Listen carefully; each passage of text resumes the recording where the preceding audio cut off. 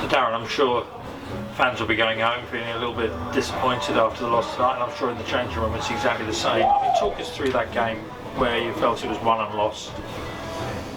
That'll be simple. That's a really simple, short answer. In the tiny moments, it became key moments. We could have definitely done better. But we've limited a team to very, very little, and at no point tonight did I think we'd lose the game. At no point, even at 1-1, I thought we'd go on and win it, and we still had the best chance of the game to come. And you're right, the players are very disappointed in the dressing room, and I actually have a lot of empathy for them, because it's little things, little technical things, whether it be a contact on a finish or defending 1v1 or something like that. Small technical details that have meant their work ethic and their energy and enthusiasm tonight was not warranted, a better score. And I'm fine with criticism, absolutely no problem. I thought they deserved to win the game tonight. And Halifax came here. They had been on a good run, but they have a very good defensive record. I think they were the same as us, and probably third best in the league. And so to get our noses in front, we had quite a few chances in the first half, and to get our noses in front at half time, and then we seemed quite settled as well until the penalty. Yeah, look, we were very comfortable. We were very comfortable. Like I said, we was in a competent state. I thought we were still creating chances. We always push for more goals. That's always been my way, my mentality, and that's become the team's mentality. At no point did I foresee a defeat on the cards. Not with the way the players were playing, not with the dynamic of the team and how it felt, especially not with substitutions. Wilkinson, Ince, Cox. They're good substitutes to have for that last 25 minutes.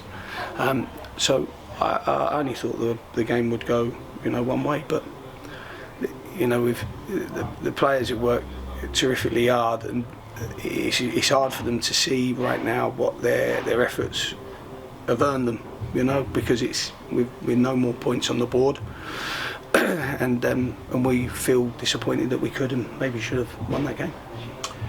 Good to see some players coming back from injury. Sam started, and then Rowan Ince and Reece came on. Are they moving towards full fitness now? Well, the thing is, again, we talk about cycles and breaking cycles, but some of them have been out. I mean, Ince has played 1.5 games until tonight. So in an ideal world, you'd play him a little bit tonight and a little bit more and a little bit more. That won't be the case now. Ince will have to now, carry the load of the team. Probably not in an ideal way, which then exposes him to more risk. Same with Gregor Cox. We had a brilliant input from having Habegum and Lewis, Pavey and Walker available Saturday, and even on Saturday we've taken some casualties. So all of these things, they then take time for the player to re-establish him. They're not robotic. They can't just go in and do 90 minutes. Doesn't matter if they're 6'4" and wonderfully athletic.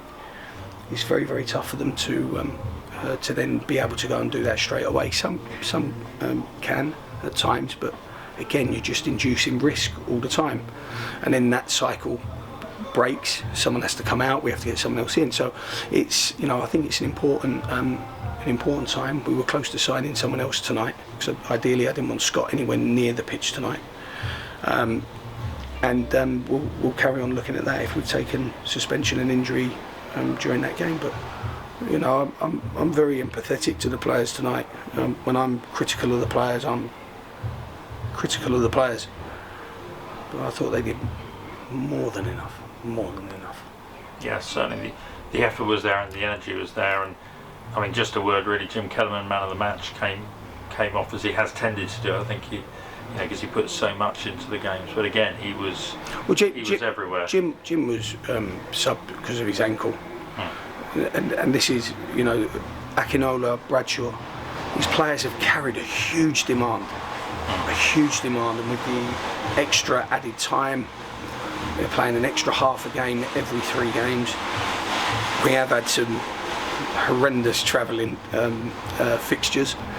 All of these things, everyone knows what it feels like when you get off a bus or a plane that you've sat on for 6 hours at 90 degrees. So it's been tough, and the players' attitude's been excellent. And we're through that now, and hopefully we can, hopefully Walker will be okay for Saturday, and we can get a few back. Casey obviously is a big one because of his character, and there's no one better than Casey when it's seeing games out, because he's such a brilliant manager of the game.